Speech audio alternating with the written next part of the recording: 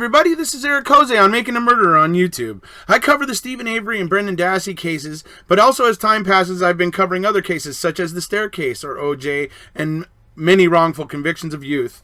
I go over the documents, the photos, the videos, anything case related. So stay tuned, because I have many more videos just like the one you're about to see.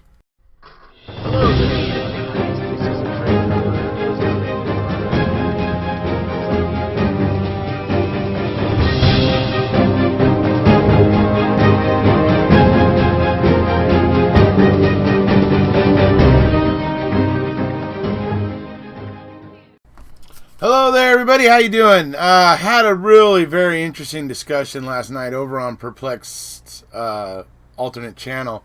She had a few people on there. Bryan St. John, who is somebody who has done quite a bit of research into the Darlie Routier case. Some of you may remember the other night, Allie and I were talking about that. Allie, I think, uploaded one yesterday, or I think maybe right after Allie and I went live the other night. So those of you who have been listening to us talk about this Darlie Routier case and stuff may find this discussion that I had over on Purple's alternate channel last night interesting, because we talked quite a bit about the Darlie Routier case. And as I said, this Mr. Bryan St. John, he actually has done a lot of research into this case. He actually started out as a supporter of Darlie, but he eventually formed a different opinion. He basically eventually, came to a different conclusion than he did originally. So that's where he's at. But hey, those of you who know, I'm not afraid of people who have opposite input of me or have a differing opinion than me. And to be honest, with the Darlie Routier case, although I have some issues with some of the criminal justice in it, I'm not exactly sure where I stand on it. I just think that there's some aspects of it that maybe haven't been looked into properly, and so I have some issues with it at this point in time. But so we go into talking about it quite a bit, and Bryan St. John brings up a lot of points that he's kind of uncovered in his time looking into Darlie and that sort of stuff. But at the beginning, before, this is why I'm wearing my BrendanDassey shirt, because I always love it when I do get a chance to talk about Brendan. And the one thing about this case is, although we don't all agree about Darlie, one thing we did agree all of us, every single one of us all agreed that what happened to Brendan was an absolute travesty, that what happened to Brendan was absolutely just wrong. And I love it when people of different opinions, that can have different opinions on subjects or whatever, but when it comes to Brendan, man, it seems like those differences of opinion, they seem to dissolve. And that tells you something, really. It really, truly does, in my opinion. And, because, most of the people that I was talking with, they all believed Darlie was, guilty. Well, I'm sorry about that. I think two of the people haven't really looked into the case yet. Purple, Bryan, and Majestically, Mandy, who's you'll see in this video. The three of them clearly have an opinion that they believe that Darlie is guilty, and so but the fact of the matter is that even though on other cases, there can be such difference of opinion, it's funny how when it comes back to Brendan, those differences seem to go away. People just seem to agree that what the hell went on with Brendan wasn't right. Now, there are some people out there that seem to be on board with what happened to Brendan. But in my opinion, those people are few and far between. And usually agents of the state looking to cover their behind.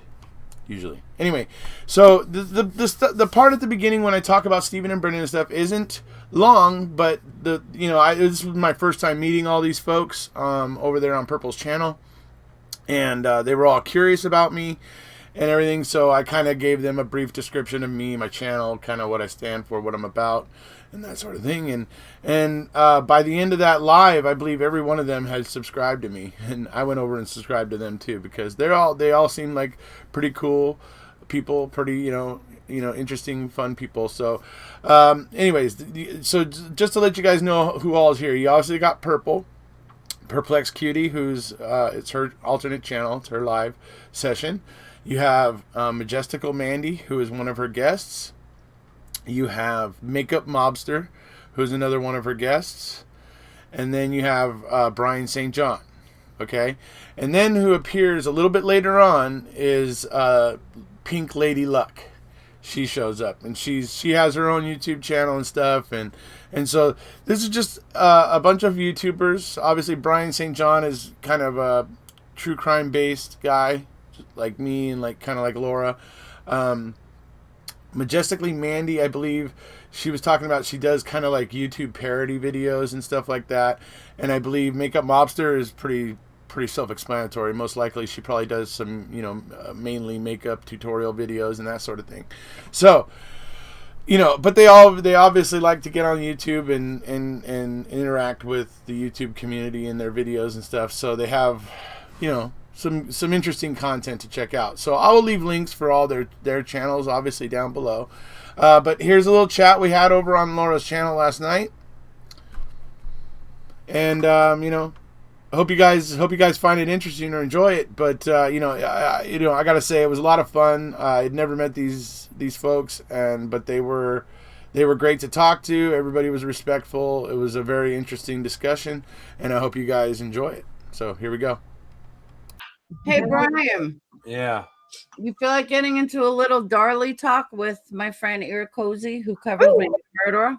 Is he? I know he's in here just to get to you. So is he supporter or not supporter?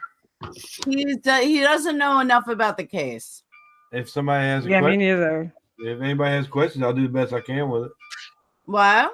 If anybody has a question about that case, yeah, I'll do the best I can with it. I'll win. I'm gonna bring him on. He's like me and him are the top two people that do Making a Murderer videos. So really, he's like competition. But no, just kidding. That's all. Yeah, man, if he's got questions, bring him on. I got a little while. My little one is still awake. Let me send him awake. Yeah, Natalie. Yeah, that's what happened. Exactly. I'm gonna have her get her headphones. You put your headphones on because we're gonna. She's already grabbed them. She don't want to hear it. My kids used to say to me, "Mom, are you talking about that murder case again?" I'm like, "Yes, I am." Well, see, my kids know that I do that, but they know that I do it because I'm sticking up for Devin and Damon, so they know why I do it. We're going to feel that crack on me for having my kids out here when I do this sometimes. If my daughter grows up to be in criminal justice or a detective or something, yeah, right, and helping people, yeah, they know why I do it. My daughter wants to be a lawyer. Yeah. I'm like, hell yeah, I'm going to live through you. I wanted to be a doctor after I watched that movie, Dr. Giggles. Yeah.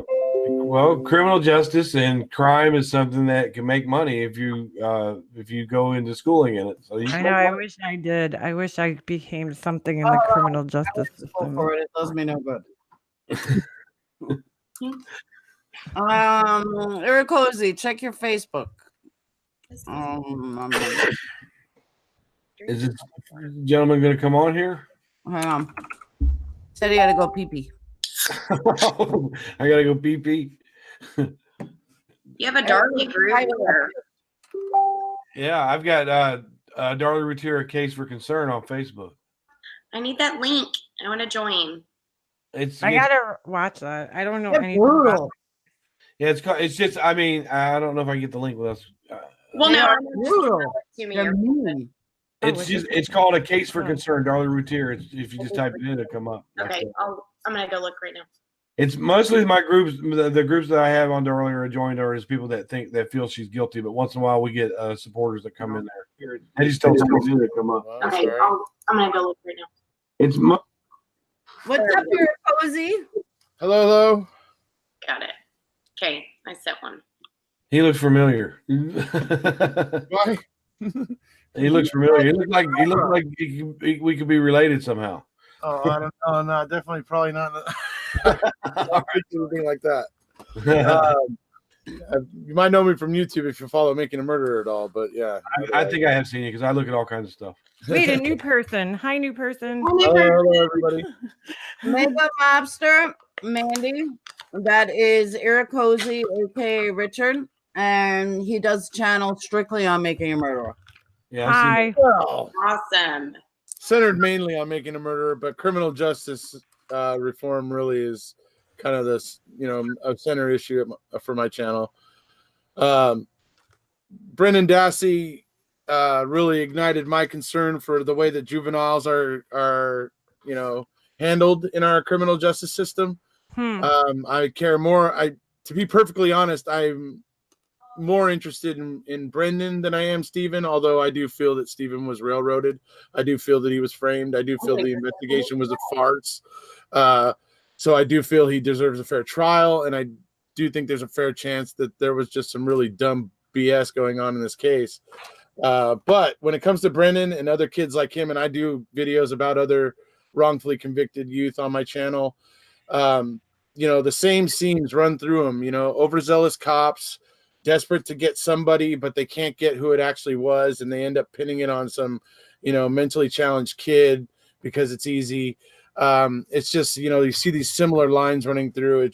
It bothers me, and that's why it's great to see a lot of states starting to take on this, recording juvenile interrogations, and even some states, even adult ones, but mainly the juvenile ones, so that we can now see them, and we can form opinions and go, that's acceptable, that's not acceptable, so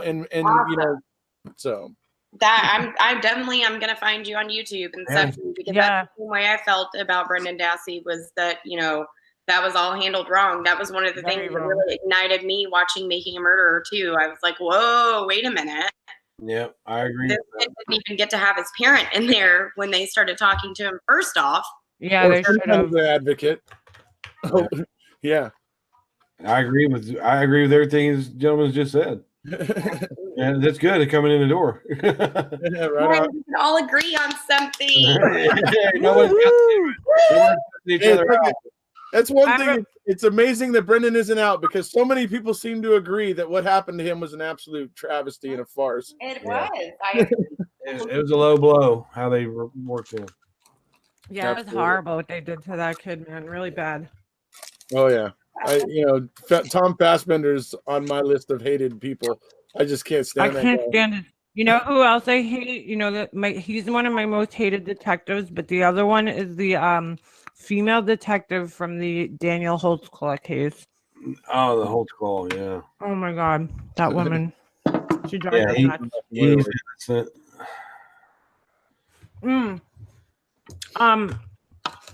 Last night, I'm eating. But last night, Eric Hosey did a video on Darlie. Bryan, you would have been very proud of me. I didn't. I missed it. You would have been very proud of me. Eric Hosey and our friend Allie thinks that Darlie's innocent. They think the 911 call sounded realistic, and they think that that's just the way it is. So I saw that Eric Hosey made a comment on Twitter that he was going to speak to you, and like he saw you on my show. Okay. I saw him, and then I may reach out to him when I get a little more up on the case, a little bit possibly. But so now we're here. We are. Hello. Yeah, that's okay, and it's okay to have a difference of opinion as well. Yeah, absolutely. Explain to him why Darlie's guilty. Well, I mean, it takes a long time to really look into that case, because a lot of it's based on circumstantial evidence, and I had a problem with that as a supporter, that a lot of it was circumstantial. But then once you learn that circumstantial evidence doesn't go anywhere unless there's some direct evidence to combine it, and you look at her case, I mean, everything just points right at her, and they give her a chance to prove actual innocence. I think if there was an intruder that came in that house, she should be able to prove actual innocence relatively easy. Yeah. And that's one of the things. I started out as a supporter. We feel like most supporters feel like a mom just can't do this. Right. Wouldn't do this and that. I was stuck in that.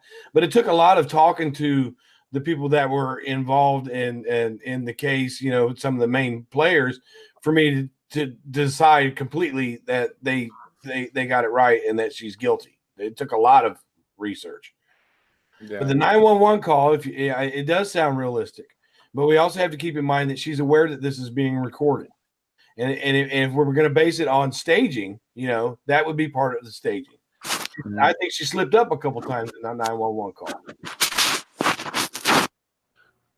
Oh, okay, that's interesting. Obviously, I'll be interested to hear what you mean there. But like, what strikes me, one thing about the 911 call that strikes me right on its face is the fact that there's the officer that arrives first, and he's there and he's in the background, and there's the point where Darlie suddenly realizes that she is far more injured than she realized originally, because she's suddenly going, whoa, wait, I don't feel good. Like, you know, I imagine if I was in the room that I would have seen her probably woozy, like swaying about maybe to fall over, because that cop that was there suddenly is like, oh, well, you know, oh, you need to lay down. Does anybody have a rag? And that's where we first hear a mention of a rag. Like, she clearly didn't have one before that point. And because he's asking for one. Yeah, and that's the same officer who comes into court and says that she was more concerned with dabbing herself with a rag than helping her own kids. So when I see a report like that is so obviously false, that immediately makes me go, well, Darren says that she had a rag up to her when he got down there. He said she was holding the phone with one hand and a rag with another. So we got it. You know, if you look into that, and it does, what you brought up was a good point. But David Waddell, the first officer on the scene, said that he told her to help the kids. And I mean, and you don't hear it on the 911 call, and which is a thing that supporters use. But yeah, I just spoke with him the other day. I should have nailed him. But I think that when she told him to, you know, go out in the garage, he went out in the garage. I think he wasn't really focused as much as the mayhem as he was thinking that there was an intruder in there. I think Darren may be right that Waddell was somewhat shell shocked when he saw the scene. Well, I can imagine it would have been pretty gruesome. Right. There was a paramedic that quit, and the 911 operator quit all that because of that. You know, nobody wants to go in and see that. And Waddell, you know, he was obviously shocked by it. He's a detective now. But some of his stuff, you know, even as a supporter, when you watch David Waddell in interviews, you see him staring blankly and swallowing a lot. And I even as a non-supporter, I think that swallowing a lot, you know, shows me why is he so nervous? Yeah, and the other thing is that had he immediately taken to the business of securing the residence when he walked in there, had he immediately gotten to that, they would have got it cleared quicker, and the ambulance wouldn't have ended up waiting outside for, I believe it was 2 to 3 minutes. They had to wait while these guys. I mean, Waddell, dude, I get it. It's a gruesome scene. You got kind of caught deer in the headlights, but man, don't you want the kid to live? Absolutely. You know, it's like, it did take quite a while to clear the scene, and people were like, why didn't the medics rush right in there? Yeah, I'll give you that. Right. You know, no, and I understand why they didn't about it needing to be secure. I mean, I get SOP. I understand why things have to happen in a certain way, but it's just like I'm ending up going, why is this cop not securing the scene? Why is he telling lies on the stand about what happened? And, you know, it's so that's one thing that grabs me and makes me go, ooh, right on the face. It just when the second officer got there, I think Waddell was conflicted on as whether he should stay with the people that are in the room or go out and actually look in the garage.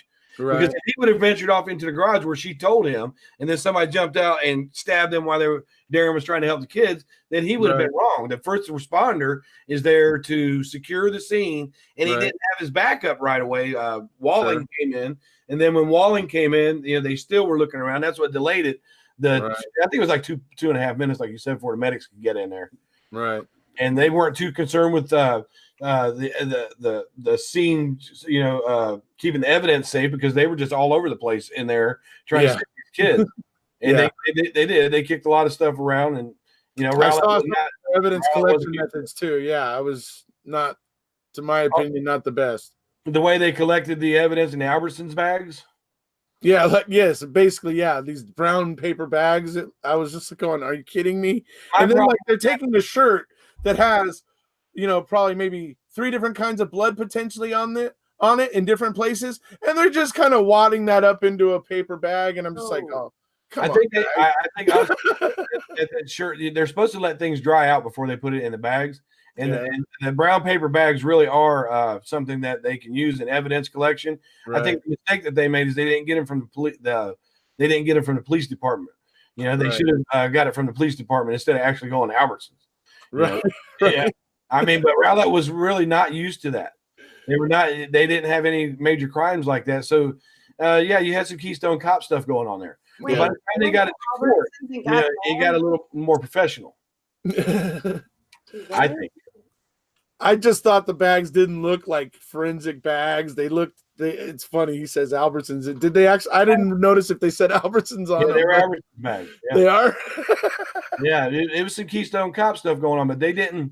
Anything to me, in my opinion, what the police did in that house, it didn't make Darlie guilty. Their mistakes.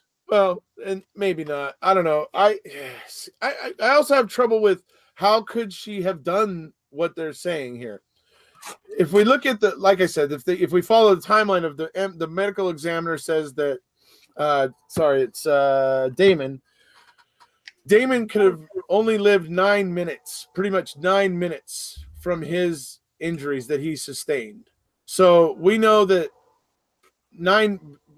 it's about right around 6 minutes after the 911 call starts. 5 minutes, 34 seconds. Yeah. Yeah. Right. So that he's basically then pronounced dead by the EMT or whatever on the scene, or says he sees the light go out of his eyes or whatever he says. Right. And so that leaves about maybe only 3 minutes for her to do this whole bloody carnal scene, to get that sock down the alley, 3 doors down and back, with no blood trail, by the way. Yeah, the intruder wouldn't have left one either. Yeah, and what's his name? Bevel clearly says that it's his opinion that she had to be cut before the kids. Well, the thing of it is that a lot of us, we feel like that Damon was attacked twice. We feel like because he crawled 25 feet away from where he was. So on the second attack, that's when the 9 minutes starts. That's what we theorize based on the blood splatter that's on the corner. That we know that he crawled 25 feet away from where he was stabbed at. There was a blood trail. A lot of us think that print that's 85J is Damon's, but we think that the 9 minutes could have started on the second attack. And 9 minutes is a guesstimation. Yeah, I mean, it's probably logical, but you also have a 5-year-old boy that's mortally wounded, stabbed through his body, that calmly gets up and taps his mommy on the shoulder and says, "Mommy, mommy." So maybe the Koshak said this kid was a fighter. He wanted to live. So that 9 minutes may have been pretty minimal based on Damon. How do you know? I don't know anybody whose kid can be mortally wounded. And the way Darlie explained it is that he came over and tapped me on the shoulder and said, "Mommy, mommy." Wouldn't this kid be throwing a fit? Unless he was a fighter, unless like the medic explained, he was a fighter. Unless he was in shock. I mean, maybe if he's in shock, he's not going to be able to calmly do anything. I've seen my kid stub her toe and just freak out. This boy was stabbed 6 times. Yeah, you're also assuming that the first kid was killed right before the second kid. That whole crime scene could have been done previously, and one kid could have been dead already. And that's where the blood and everything came from. They had all night to set this up. Then later, when you say they, who's they? Him and Darren, her and Darren. Her and Darren. Okay, go ahead. But everyone's assuming that the first kid was killed just like the second kid. And that's not true. It's very well could have been the first kid was dead 2 hours and that crime scene was set up for 2 hours. And then everything happened at the very last kid. That's a possibility because they didn't do body temperature. They didn't determine they determined the time of death on Devin based on what Darlie was saying. Really? Yep. So yeah, they didn't. They should have scraped under those boys' nails. That's another thing they didn't do. And done an internal temp as soon as they got there. Especially pronouncing him dead. That they have ways of doing a liver probe, right on a scene. They should have. I know that Devin wasn't removed from the home until the next day around 1:30. So they had ample time to do that, but they didn't. But that's a good theory that Laura just came up with. Yeah. Because I kind of think that Darren is involved somehow, but I don't think that he had anything to do with planning or killing his kids. I think he was involved in the after. I think he knew what she did. And so I think real quick, for the people who may not be, up to speed on Darlie's stuff, what was the evidence that they used to actually convict her? What caused her to be convicted in the court of law? Her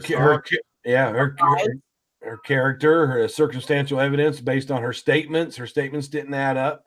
That was basically, they had some physical evidence that you could swing probably either way. Depends on how good of an attorney you are. But the fact is that, there should be evidence of an intruder in that house based on her story. There should be. And was there a screen or something slashed, or the screen was slashed, and that's questionable too. We don't know because they say that they found fibers from the screen stuck on that serrated knife that was inside of the block. At first they said it was cut from the inside, then they said it was cut from the outside. So that's kind of up in the air. The prosecution was never ever really able to explain the sock, but neither was the defense. The sock just throws everybody off. It's like, what does the sock say? Well, one of the jurors was very impressed by the fact that they found her DNA inside the sock. Now, I don't know if that was, I have to look at this case a little further and see how that was determined, if it was inside the sock or not. But I can see where that juror is going if it was actually determined to be inside. Well, you would assume that if it was a male intruder, you would have hair arms inside the sock, or you'd have his skin cells inside the sock. And then some of the supporters say, well, that's because she did laundry. Wrong, because you have the Helena Jovel Baez's mother testified that she did the laundry, and Darlie didn't. So there's really no reason for. Somebody said, well, what if Darlie was wearing his socks? Well, no, you see the way Darlie dresses, you don't see. She's not the type of lady that put on holy men's socks, right? So, but the sock does throw a lot of people off. I think that whoever went to get rid of that sock intended for it to go in that gutter, and they missed. So somebody was in a panic. Now, Barb Davis did the run from the back of the house to the three houses down and back. She did it in 26 seconds, and she's the one that wrote Precious Angels. She did that in 26 seconds. So it doesn't really take that long, according to Barb Davis, to do that.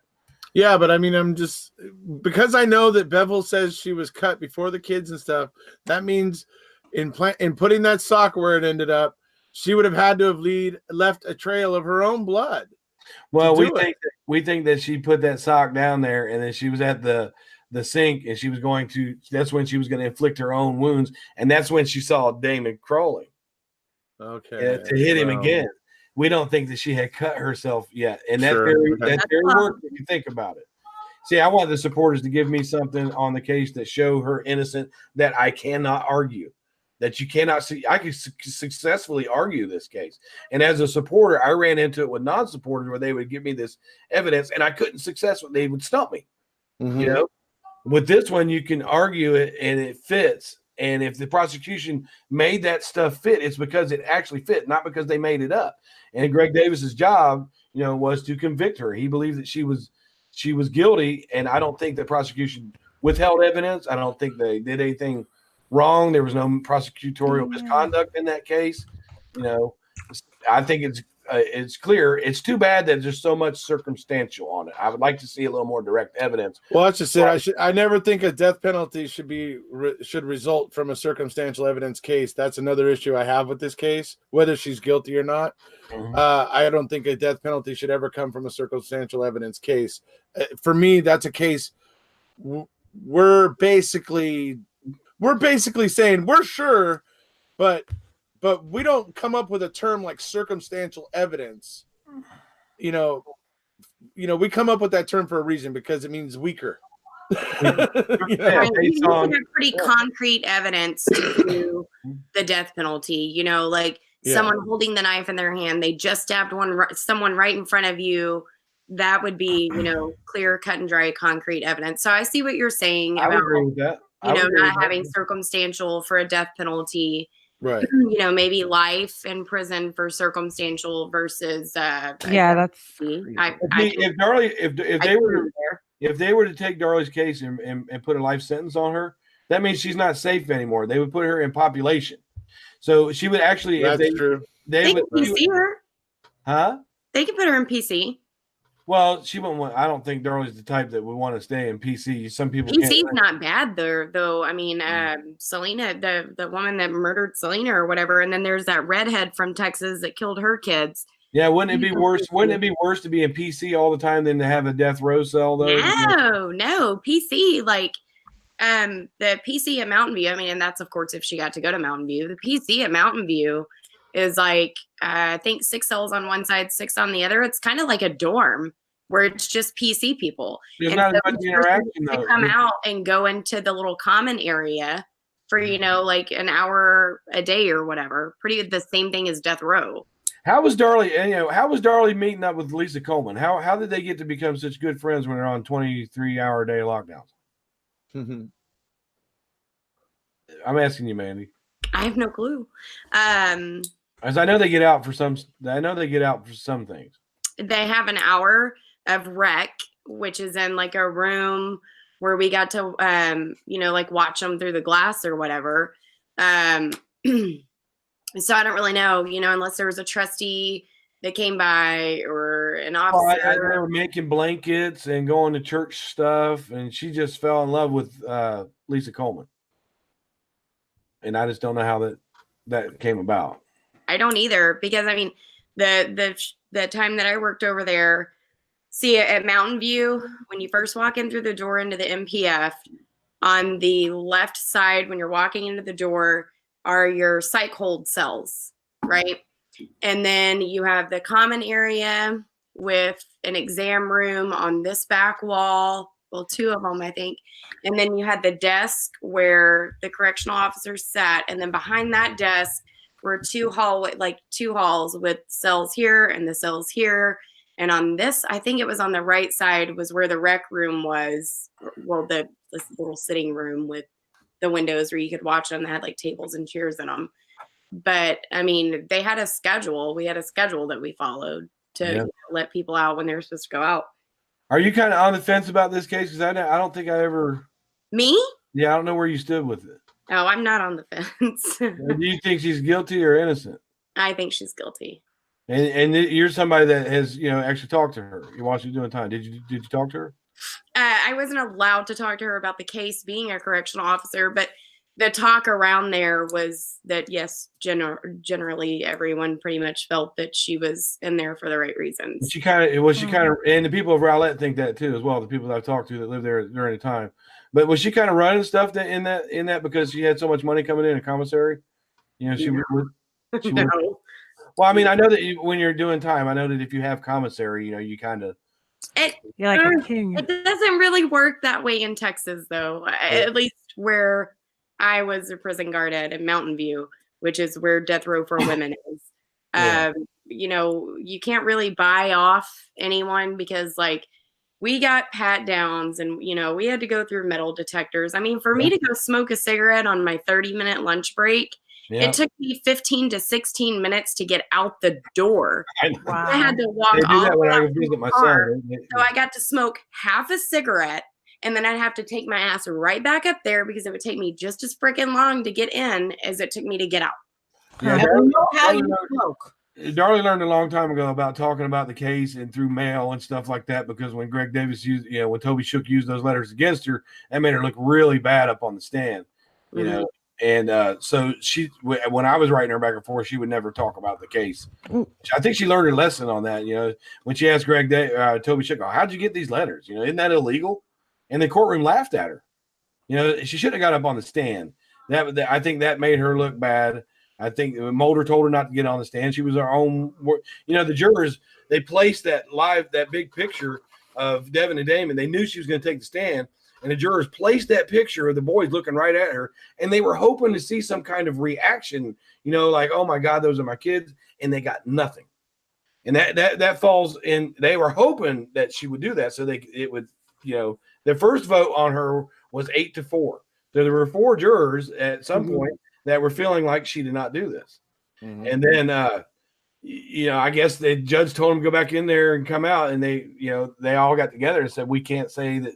And then you got to go with the mitigating factors. These 12 jurors also felt like that if she was to be released again, that she would kill again based on her showing no remorse. That picture thing was a big deal when they put it out there. That was a strategy that the jurors used. And I think anybody else would have started breaking down when they saw the picture of the boy. Then again, birthday party thing. And again, Darlie might be one of those type of people that, she didn't want to give the media the benefit of the doubt of watching her cry. Right. That's true. There is a lot of, and then again, this is a very controversial case. Very, and if you're smart in law or something, you can argue this case either way. But since the evidence, the physical evidence, they're giving her a chance to show actual innocence. And the bottom line with me is there should be evidence of an intruder in that house. And there isn't. And people say, well, that bloody fingerprint, that's got to be the intruders. Okay, well, if that's the intruders and we can't identify it, then you can throw the sock thing out. You can throw the sock thing out, because if he had a sock on, he would have left a print. Yeah. Mm-hmm. Yeah. Ping, turn your phone. You're crooked. Oh, here we go again. Am I in the right chat? Do you know who Pink is? Hi, Pink. Am I in the right chat tonight? I don't know, really. Yeah. Oh, what a night. What a night. What a live I just had. She went to Party City. Oh, I went beyond Party City. You ordering stuff now online? What? You're ordering little gags online now, aren't you? Groucho. Yeah. Where am I? You stepped into the middle of a crime talk. Oh, okay. But it's okay. We'll go back. And the other thing I was going to say is that I have an issue with the prosecution's narrative is that they're saying she wanted to get rid of the kids, get them out of the way because they're cramping her lifestyle. Well, okay, so if we go with that theory, right, we have to assume, okay, she thinks she's going to get away with it. For that to all pan out, she's planning to get away with it. What about the neediest child of all that's going to require the most care for the most amount of time, who was left upstairs unharmed? If I'm looking at that theory and looking at it as a plausible theory, how do I explain that little left out part of it? Well, there was some testimony from the maid that she had made some kind of strange attempt on Drake a few days before this, where she had Drake cuddled up into a blanket when she came in. The housekeeper said that she had Drake cuddled up into a blanket, sitting on a couch, rocking back and forth. And she went over and looked, and she had him so tight that he started to turn blue, and she took the baby away from him. She did have a disassociation with Drake because first of all, she didn't want another child. According to Beja, if you see where I talked to Beja, she didn't want another child because she was afraid of Darren. Darren didn't want it. And they had plans. Once they realized they were going to have another child, they wanted a girl. But my main thing with the disassociation with Drake, one, he was upstairs with his dad, so he was safe. She couldn't figure that one out. But my thing is, she never asked about Drake at all. Her other kids just got attacked. Her baby, how come she couldn't take the mom and her, run up the stairs and look and see if that baby's okay, or ask somebody to? She didn't. So there was a little bit of disassociation when Drake was born, because she wanted a girl, and there's reports that she stayed, in her room for a week or so at a time. And then they talk about thoughts of suicide and suicide attempt. You got it in her journal, and then you got the story where she called Darren to come home because she had the pills out. So she was feeling suicidal, and I think there was a lot of what do they call that when you just have a baby? I don't want to say it wrong. PTSD. No, postpartum depression. Yeah, and I heard she had that. I heard it was 4 weeks that she was reported to have been having that.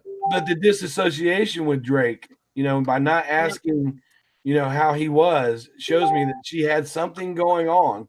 Because any normal. Well, postpartum depression will make you kind of dissociate with your baby, and that can last, up to a year sometimes with postpartum depression. I mean, how do you have a newborn and just stay in your room and hire other people to take care of them? Right, because you're stressed. Yeah, I mean, I don't know. Most women that have babies, you're really attached to them right off the bat. Yeah. And it stays that way. That attachment stays that way for about maybe 3 to 6 months, and then you start like, okay, it's just a kid. Yeah, I mean? When you have postpartum depression, that's why it's so bad, because you really do disassociate with the fact of being a mother and having the nurturing qualities and all that, because you are depressed. I mean, it doesn't matter, even if you, and then you layer on the fact that you're depressed and you have postpartum depression with the fact that you're kind of neglecting your child, or you feel like you are. So then you feel even worse and worse. And it's like a compounding factor over and over every single day, every minute of the day for the women that experience postpartum depression. Can I interrupt for 1 minute? Who's the guest? He's referring to me. Richard? Hello. Hi, I've never met you before, I don't think. That's Eric Cozy. He does also Making a Murderer videos. What's his name? Eric Cozy. Oh, hi, Eric. Or Richard. Eric Cozy. Hey, sounds like a bright individual so far, Pink. Yeah. Come right in the door with good stuff. I'm like, all right. We'll definitely have to do maybe she'll put both of y'all back on to do this on a regular crime night or something, because I'm definitely interested in hearing yours and Bryan's talk about this, because there's so much that y'all are saying that and I haven't really looked at this case in a long time, but there's so much that y'all are saying that's jogging my memory again, and now I'm gonna go look through all this stuff again. So thank y'all, because here's one more thing for you to look at. I also have to go, but here's one more thing. When you're looking into it, watch the interviews with her and tell me if you see any micro smiles. I will say one thing. I was watching one of her interviews, and I was watching her, and I really felt like I was watching her hold back a couple smiles. Okay. And I was thinking of Diane Downs, and I was just like, oh. Drooping delight. Yes. Drooping and I was delight. so. Okay. And I know the video. So I was going to bring that up. That's for Bryan. I knew Bryan would love that. But yes, I did notice that as well, and have been looking at that and thinking about that. Well, when they were asking her about Darren, she said, do you think your husband had anything to do with it? And she's like, no. And then when they asked her, when the two guys came in and we're telling her, you did this, Darlie, you did this, you took a lie detector and you failed it, and she goes, they asked her what the result was, and she goes, inconclusive is the word I think they used. I'm like, come on, you took a fucking polygraph, you're gonna know the word they used. Come on now, you're not a very good actress right now. Right. I think I just subscribed to Ericos. Oh, well, thank you very much. You are very welcome. Nice to meet you. I'm going to meet you as well. And the end of this, for me, is I think that her intention was to kill herself and those kids. Yes. And take them away from Darren, because I think it's clear-cut spousal revenge, filicide.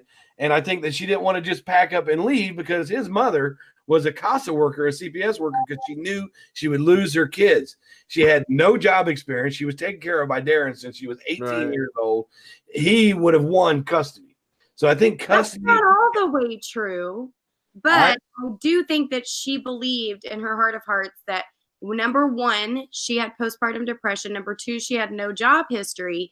So I think for her, it compounded things in her mind, and she honestly believed that there's no way she could keep her children. So it was like, okay, I'm going to take myself and take my children, because I don't want to, have my children raised by anyone but me. I think that's what went on through her mind. There was a child that survived, though. Do what? There was an infant that was upstairs. He was safe. He was safe with his father. He was upstairs. That's what he was saying, was that she was so disassociated from that infant, from having this postpartum depression, that I don't even think she thought about him. Well, again, with the disassociation, you can look at the reason why she was sleeping down on that couch. Yeah, it was because that baby was moving around and it would wake her up. Well, you need to find out why your baby is moving around so much at night so the baby can sleep. You don't just go to another part of the house and say, to hell with it. I'm just going to, if he's going to wake me up. No, you need to fix that, but Drake, it never woke Drake up. It never woke Darren up, never woke Devin up, it just woke Darlie up. Annoyed because the fact that she just would say, you know what, this kid's keeping me awake. He's he's only 7 months old. I'm just going to go sleep on the couch and hell with it. Somebody else can deal with it if he moves around, makes noise.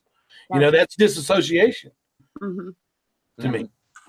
I can't wait to look back into this. I haven't looked at this in a couple of years, honestly. So I hope that these supporters of Darlie Routier that are working so hard to show that she's innocent, I hope that they can prove it. I hope that they can show me something where I come on here one day and say, you know what? I've been wrong this whole time. Yeah, and this they have to have the facts. Just like I did in support. In support, I got to the point where, okay, I can't argue this case. She's got to be guilty. And then I start looking at it. I'm like, okay, she is guilty. So I punched it in my free Darlie group. I said, look, I can't do this anymore. I cannot support this because I think she's guilty. Mm-hmm. Yeah, and I said, I'm just going to move away from this. You guys, good luck. So you went from being a supporter of her innocence to changing sides? And people ask me that a lot. And that's interesting. The main thing is because of the behind the scenes stuff is where I was friendly with her mother and her sisters and stuff. And I kept catching her mother in lies. That is the main thing that got me thinking, why is this Darlie keep lying for her daughter when she knows she's lying? Right. So that's what started me on the path of I need to look more into this. And then some of the non-supporters, like Pamela Lakes Collins, who runs Justice for Devin and Damon, she started slipping into my group saying that Darlie's guilty. And I would go at her like, she's not guilty. I mean, she's innocent, blah, blah, blah. But she stayed at me and kept sending me facts. She wouldn't let it go, and she was not rude about it. And she kept, well, look at this, Bryan, and look at this. And I started looking. I was like, you know what? I've been wrong about this. Yeah, Bryan. I got her mother lying. I got supporters lying. The reason her mom is lying, the reason that people tell a lie is to divert from the truth. Yeah. And her mother, if her daughter is innocent, her mother would not have to make up lies that she does. Her mother makes up lies. And I'm like, okay, there's a difference between supporting your child and lying for them. That makes you an accomplice. Same case could be made for Waddell. Right. If the case speaks for itself, you don't need to be telling fibs about it. So, I mean, it's a two-way street. I'm not saying right or wrong, or I'm not saying get innocent or guilty. I'm just saying it's a two-way street on that. So that's one of the things that muddies the water, and I hate it when the state or the prosecution muddies the water. I'm a law and order kind of guy, and the rules matter to me. Mm-hmm. And when I see the state or the prosecution acting like the rules don't matter, flipping just pisses me the fuck off. Just to be clear, what do you specifically think that Waddell lied about? And I'll see. What do you think that Waddell lied about the most? Just the way he says he was constantly telling her to take care of the kids when it seems pretty obvious she was. She was talking to Damon. She was talking to Damon. Clearly there was some close, quarters with Damon. I mean, so just like what he claims was going on its face just strikes me as not altogether true. I know one, and I'm not saying that means she's innocent. I'm just saying that I don't like seeing that from my investigators or my DA or from the state, because I expect them to not muddy the water. I expect them to be straight. Right. And when I can't even trust them, it's a freaking circus. Well, the thing that kind of backs up that Darlie wasn't helping, is the fact that it was testified to that she had a rag on one hand and a phone in the other. Yeah. How can she help? But if she already had a rag, why would Waddell be heard saying on the call, "Hey, let's get her a rag"? That would suggest she didn't have a rag. Yeah. Maybe she had I don't know. But is that Waddell or is it Darren? A lot of people don't know if that's her or Darren or Waddell because they yell it. Well, yeah, I guess there's Bryan, somebody asked a question it's a good question. Did the youngest one have insurance too, or is it just they both were for $5,000? Yeah, she's talking about Drake. That I've never seen anywhere where Drake had an insurance policy. Oh, Drake. Oh, yeah. I know the $5,000 a piece that were on the boys wasn't enough. Damon and Devin, right? But Drake had no insurance, and he's the one that lived. Very interesting. Yeah, he didn't have it, and the funeral cost $13,000. $13,000, right? Yeah. That's what I was gonna say.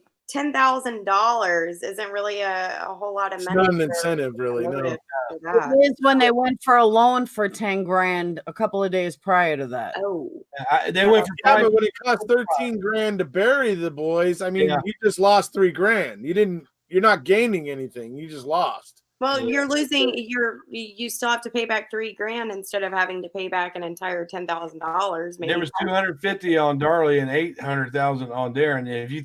If you were thinking that somehow this was some kind of thing to get insurance, Darlie would have got way more than just a slice on her throat. Yeah. If it was not insurance, she would have got attacked the same way her boys did. Not slices, intentional, angry, person. I'm thinking she got attacked in her sleep. Like, I swear, I find the defensive wounds to be fairly convincing. There wasn't blood on the couch, though, was there, where she was asleep? There was nothing appreciable. Nothing appreciable. They turned the couch back over to the prosecution, gave the couch right back over to the family right away, and they washed it up and sold it. So also, Eric Cozy, what I was saying last night that I didn't get a chance to say because I was texting and putting together this chair that I'm on, but one of the biggest things is that she slept downstairs because she claimed to be such a light sleeper and didn't want to wake the baby. No. So she sleeps downstairs and she sleeps through two of her kids being brutally murdered. Right. And then when they did a toxin test or whatever, there was no drugs or no chemicals in her system. No evidence. And I caught Cyrilda when I'm talking to Darren's mom, when I'm doing that interview with her. At first she said, Darlie's a really, really light sleeper. That's why it woke her up when Drake would move around in his crib. And not 5 minutes later, she said, Darlie is a really heavy sleeper. And I said, now, wait a minute. Just a little bit ago, you said she was a light sleeper. And then Cyrilda went on to say that when she was going to have Devin's birth, that they put those IVs in her like they do women sometimes. They give you more fluids, that the IVs did the same exact things that you're seeing the bruising on her arms now. And you can hear Cyrilda saying this. And you can also hear her say, Darlie stopped loving Darren a long time ago, way before these murders. Oh, I have no doubt of that. I believe that's why she was really on the couch. But okay, so these are inside things. Yes. Another thing that was interesting to me is that she took her wedding ring off and it was on the counter with those others. Most women don't. Some women do, but most women don't take their wedding ring off. She said, her statement is that the last time Darren and her were intimate was the Sunday before the murders. I think that she was very upset with Darren and that she was trying to throw this, I'm going to leave you crap. And usually Darren when she threatened to leave him, he would just do whatever she wanted. I think on this night, she told him she wanted a separation. And on the way up the stairs, he said, all right, bitch, out of my house in the morning. We're going to do this. I think he finally got sick of being threatened to leave. And that's what set her off. I think, I think she snapped. I know that if Mandy leaves her wedding ring around me, swiping it. Swipe it. Hey, Bryan, it's Pink. Can I ask you a quick? What was your turning moment from going from believing she was innocent? Was there one specific thing, or was it just a collaboration? It was a combination of everything, like the circumstantial evidence is in this case. It was a combination of everything that just didn't logically add up to me. That's where I started. The blood evidence, her conflicting statements, some of the inside stuff I know, helped me because, like when Mercedes Adams, again, I was talking about this the other day, when her friend Mercedes Adams took her back to the house, after they released the house to her, she said that Darlie went in and she took a look around. And she said, it's going to cost me a fortune to fix this fucking shit. And she said, she grabbed Darlie and said, is there something you need to tell me? And she said Darlie ignored her and just went on, I'm going to get new drapes. I'm going to do this. And that's her friend, Mercedes Adams. That also came on the news and said that the defense tried to get her to lie for the defense and say that Darlie told her the man was on top of her, not at her feet. But that's not what Darlie said. And so when you have people that live like a house away that are saying that Darlie acted like this, that kind of compounds, I think there's a lot of stuff about Darlie that we don't know. When you see her in interview, she's aware that she's being interviewed, and she slips up a little bit.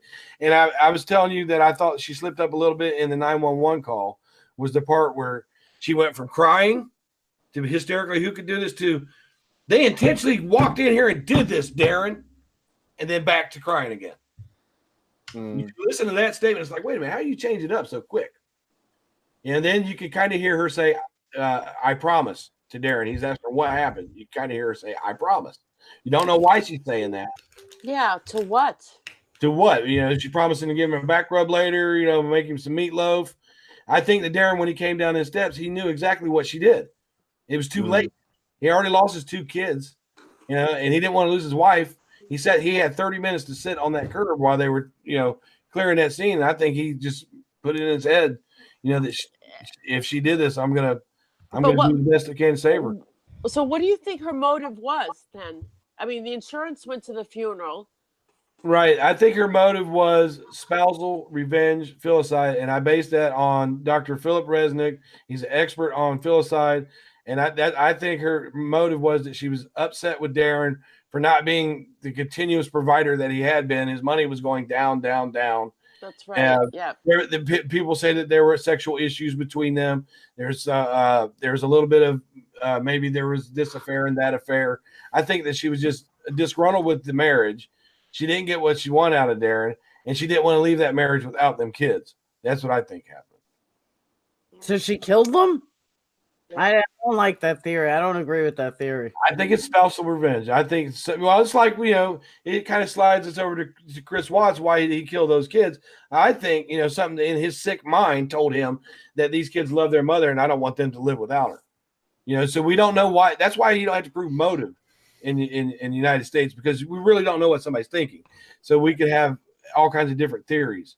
But, you know, maybe she just wanted to end her life, take those kids with her, and get back at Darren. Yeah, which some women do. So that's not surprising. Well, it is disturbing. I remember when I was younger about a case, I think it was Daniel Rothenberg, where his father had basically burned him. Doused him in gasoline and burned him, and it's like you find yourself going like, what the how do you somehow get to that point? What are you doing? And he was like, he tried to claim like it was supposed to be both of us, but I chickened out. Oh, so then you just killed the kid?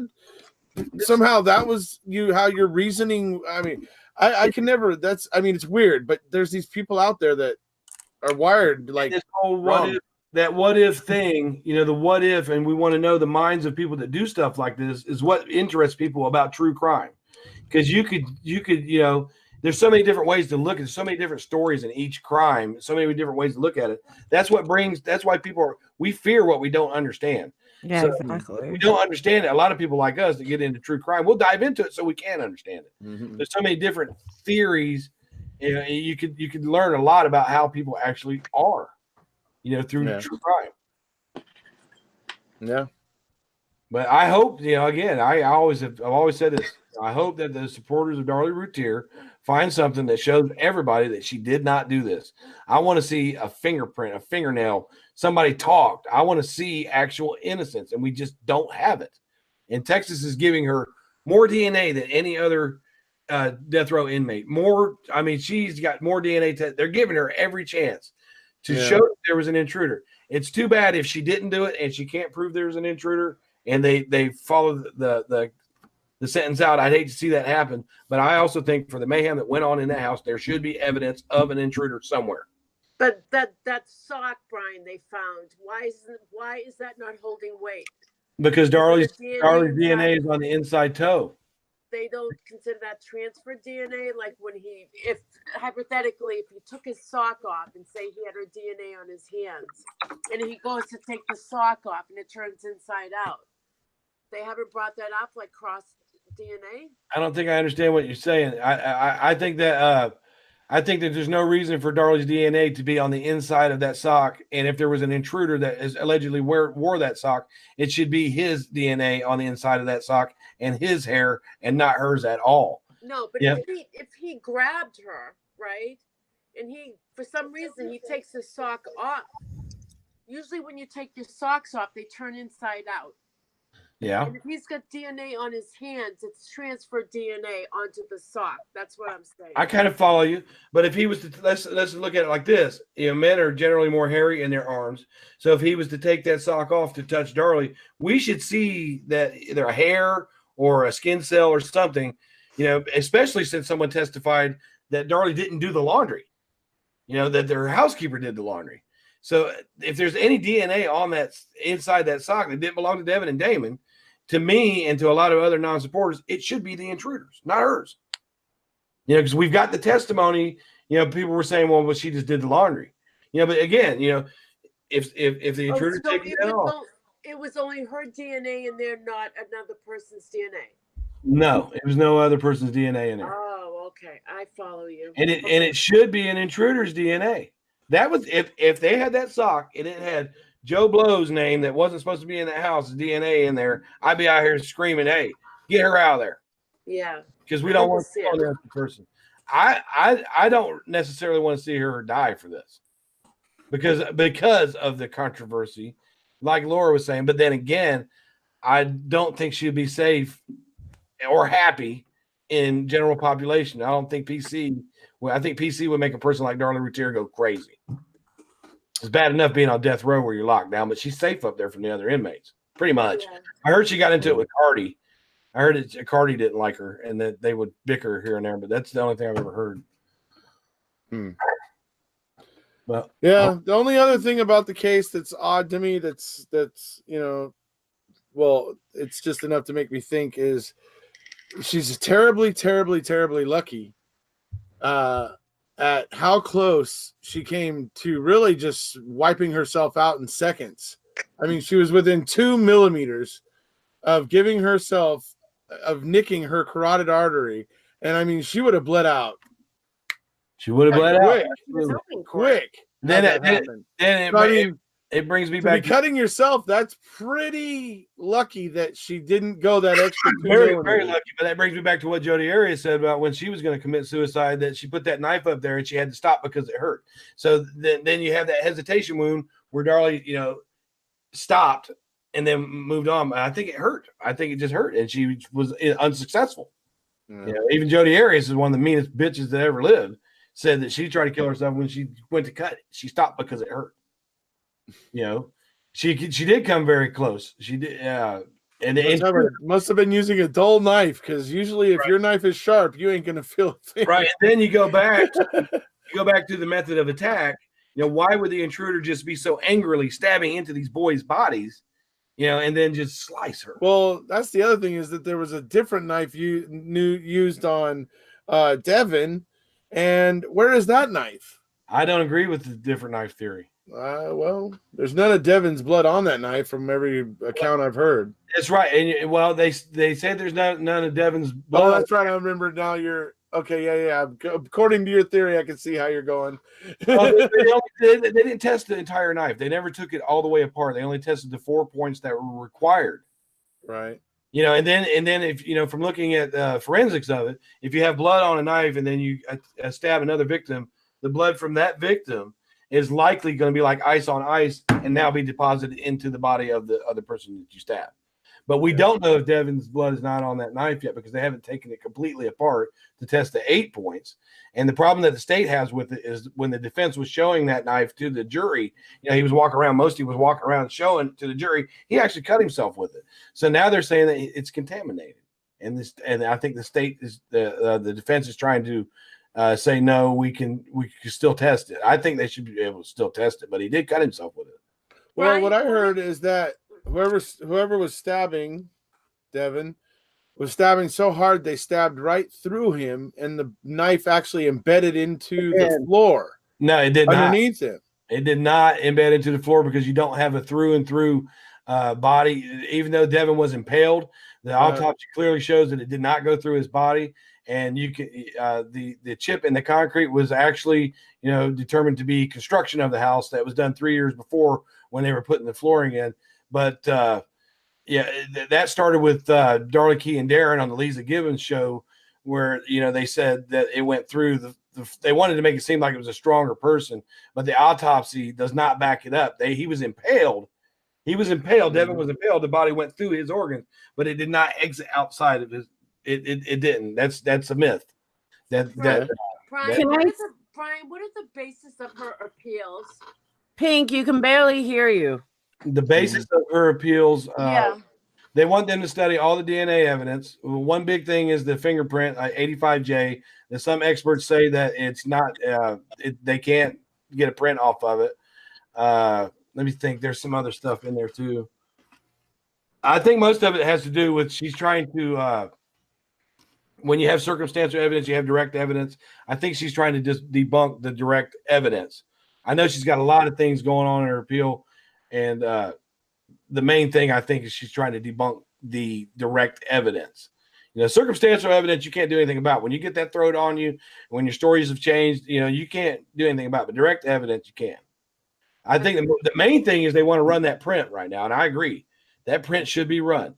Yeah, the prints. Yeah, I mean, if it doesn't match anybody there, and it's blood, so it's But then again, let's say they run it and it doesn't match anybody there, she still hasn't proved actual innocence. Actual innocence means. Hold on, you guys are forgetting and not arguing the biggest point of this entire case. Here we go. That you cannot scream if your throat is cut that bad. She cut no veins. They say that it was 2 inches from her, whatever. 2 millimeters from her artery. 2 millimeters. She cut no veins to get there. She was screaming at the top of her lungs, which you would never be able to do if your throat is bleeding. That was the single, when I did research on that was the single thing that made me say this bitch is guilty as sin. Because if it didn't touch her vocal cord, and she had splurting wounds that were going out the side and not getting in her throat. Her splurting wounds were getting on, and it didn't touch her vocal cord. I believe she would be able to scream, just to be forthright with it. But if it was 2 millimeters away from her, whatever carotid, she would have cut her vocal cords. I don't know. Did you hear her? She's pretty hysterical on the 911 call. Carotid artery. Yeah, carotid. It cut the sheath. You hear she's being quite loud and hysterical on the 911 call. So yeah, just playing it the right way. I don't think it's totally impossible for her not to be able to scream. If your throat is cut, you cannot scream. Mm-hmm. This is what every single thing I'm reading says. It depends how deep it is, Laura. Yeah, and where I would say millimeters from the whatever thing. But it would have the carotid sheath. It would have to. I think in order to disable your speech, you would have to have a nick in your vocal cord. No, exactly. No, I could be wrong. If you scream, blood's gonna come pouring out of your throat. And she did have quite a bit of blood on the front of her. But you could also your automatic response is to hold it. Also, can't hear you, Pink. She said your automatic response is to hold something. Hold it, right? And Darlie was doing that. Matter of fact, people were giving her criticism for keeping that rag up to her throat and just putting one on Damon's back. That was the extent of her help. Telling him to hold on and putting a towel on his back. Your daughter's still up. No, that's my other daughter. She's actually asleep. She's just going to flip over and put a blanket on. Bryan, tell your daughters I'm sending them a pink package. A pink package? Yeah. I'll send you my address if you want to do that. Email it to me. And I'll do it. Send me your email again. Send me your email again because I'm absent-minded when it comes to emails. All right. Send me your email again. But she'll go right back to sleep. They don't pay attention to me. Mm-hmm. All right. Well, it's been fun, guys. Be happy to join you guys again if you get together again sometime. Hey, we'll get together all the time. And that's how you talk about a case. Yeah. There you go. It's so fun. Absolutely. Case, bitch. Very interesting discussion. Yeah. Brian, huh? I have to check out this case. I know nothing about it. I can't. I gotta do some research. Right on. Yeah, even as a non-supporter, I have to admit that sometimes the case has me up and down a little bit, but it always goes back to she's guilty. Yeah. Well, if you guys want to come in our group, I am mod now, so just let me know and I'll get you in. Yeah, right. The bad thing about coming into the non-support groups is sometimes the people are they get nasty with people that don't agree with them, and I'm just not that person. You can see that I can debate the case with somebody that has an opposing opinion without you're a fucking asshole and fuck you, your house, and I'm gonna kill you. That's how you talk about a crime case, because he believes he's innocent and he's gonna believe that. But you can take the information that you get from both sides and learn about the case. It's one thing I always said. if you've gotten to the point where you can't argue your point of view without insults or vulgarities, you've probably reached the end of your rope, and you should probably regroup. So I've seen 10 years of it with some of these Darlie supporters, man. Right on. Anyways, yeah, so I'll leave you guys with that thought. And it was a pleasure, guys. Look forward to doing it again sometime. Thank you. Bye. Nice to meet you. Bye-bye. See, that was interesting. So there we go. Quite an interesting discussion. You know, I gotta say I enjoyed talking to everybody on that panel there. Everybody was really respectful, very classy. And I love the way when we were winding up there, we got to kind of wrap it up talking about being classy and being able to interact and talk with people about aspects of the case, and to be able to disagree, but to be able to walk away and not be at each other's throats.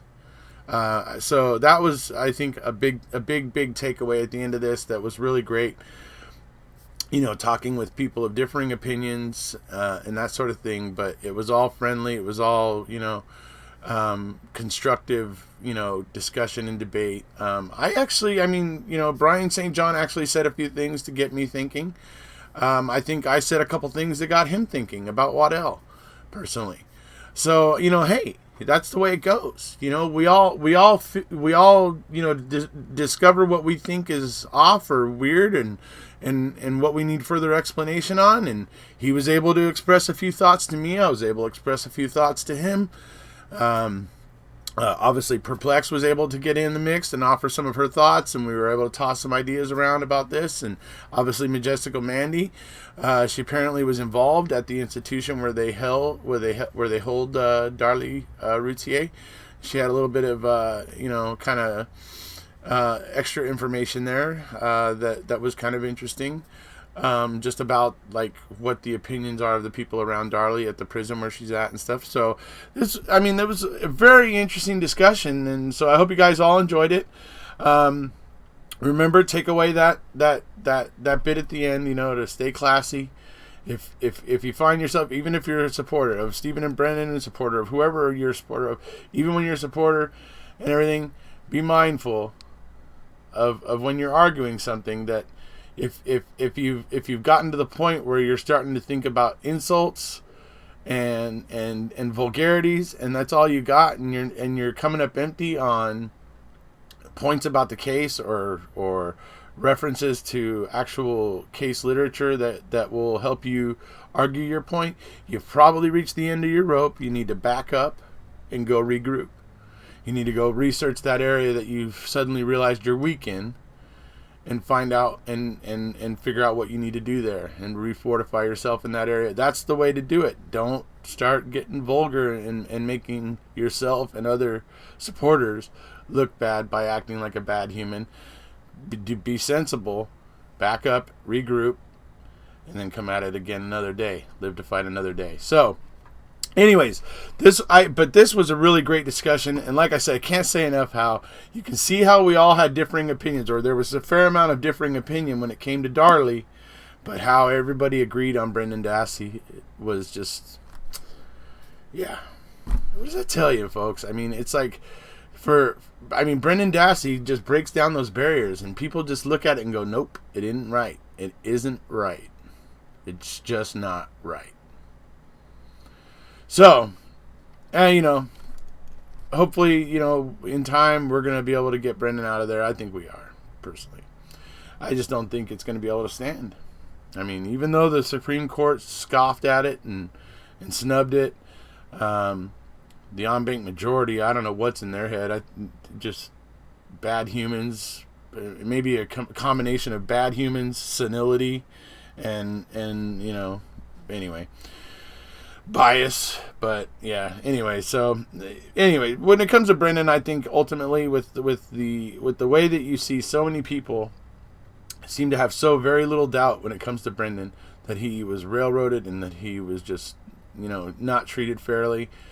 You know, there's a reason why people feel that way, because they look at that confession and they wonder how Tom Fassbender can go on TV and make statements like, I don't assess IQs. idiot, absolute moron. I mean, to try to that means you're trying to suggest to us, Tom, that you had no inkling that Brendan might have had some limitations. You're a moron, my friend. You're an idiot if you expected us to swallow that tripe. Anyways, all right, so that's about it for this one, folks. I hope you enjoyed it. Very lengthy discussion there, very interesting. I hope you guys, it was mostly about Darlie Routier. But hey, these are interesting criminal justice issues that we're all got to be concerned with. We all got to take an interest in our local government, our local, elections for our judges and our DAs and those sort of things, because we have to build the criminal justice system we want to see.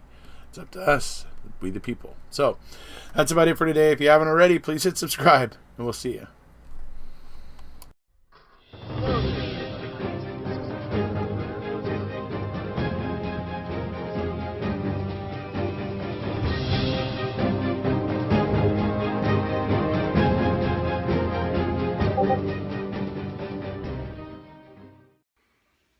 Let me tell you about a story. Now when men are cloak bound about their law enforcement, a right bunch of clowns, how they wear their badge like a plastic crown, how they're sticking to a story of which they are now bound. It's a rabbit hole they don't want you to go down, but over in Wisconsin they're doubling down. See, they framed them once, then they did it again. They did not count on filmmakers making MAM. They thought their lives were safe, all would buy the ruse. They did not figure on 19 million views.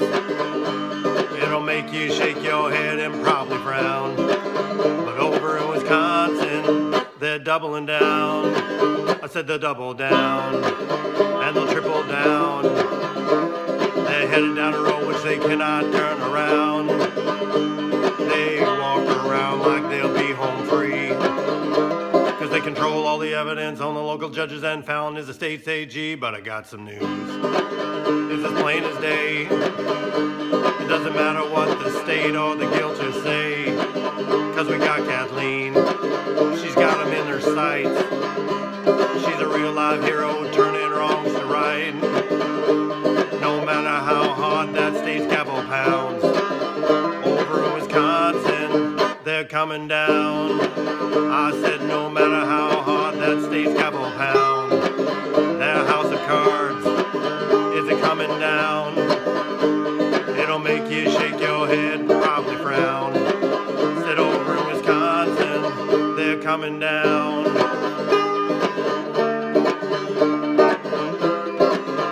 Over in Wisconsin they're coming down. And so what's happened is over about the last 3 years, these things have just been picking at me. It's been my, what I do at night. I read court proceedings, and we learned a lot about it. So I got about 15 songs on this subject, and I was lucky to have someone I don't know offer to record them for me, send me money from Australia, of all places, and he just believed in the cause, and so I was able to record about 10 of them so far, and it's awesome. Really great community. There's about 100,000 of us out there that are on this sort of raising awareness, and I'm converted. Yeah, man. And this song's called "It Really Matters," and you might not know, but if it piques some interest, take a look at the documentary. It's on Netflix. Making a Murder. There's now 2 parts, so there's 20 episodes. Really quality, and thanks for listening. So here it goes.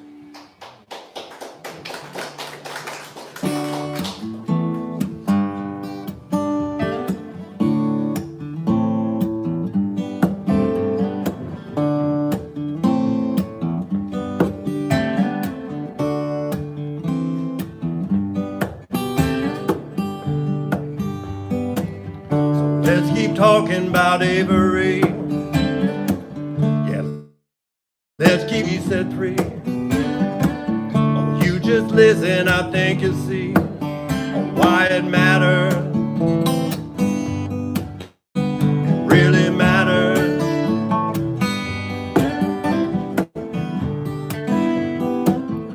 put aside the documentary, the state's version idiocracy,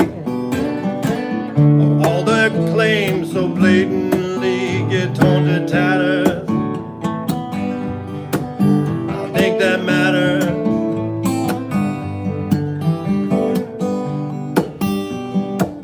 I bet you heard about hood lash sweat, but maybe you ain't heard this yet. 19 more times the DNA that was left anywhere else that day. I think that matters.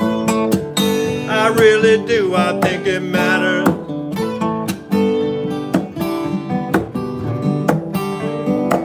An ex-boyfriend with a day planner page, and yet they did not investigate. And who knows why, and who can say why he was signed into the crime scene that day. I think that matters. I really do. I think it matters.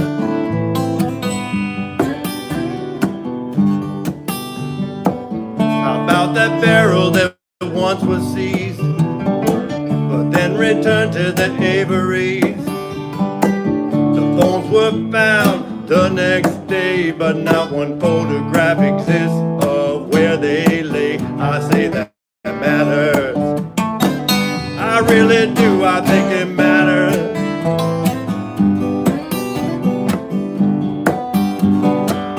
I could go on listing things off, 80 more things,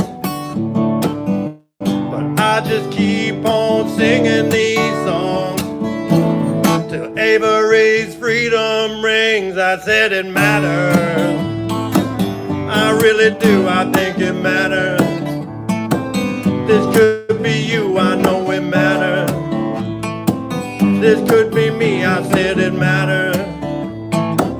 Work with KZ, oh now it matters.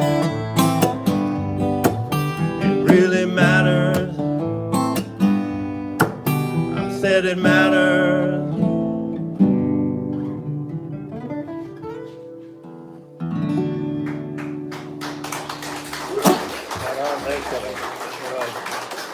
Thank you, everybody. All right.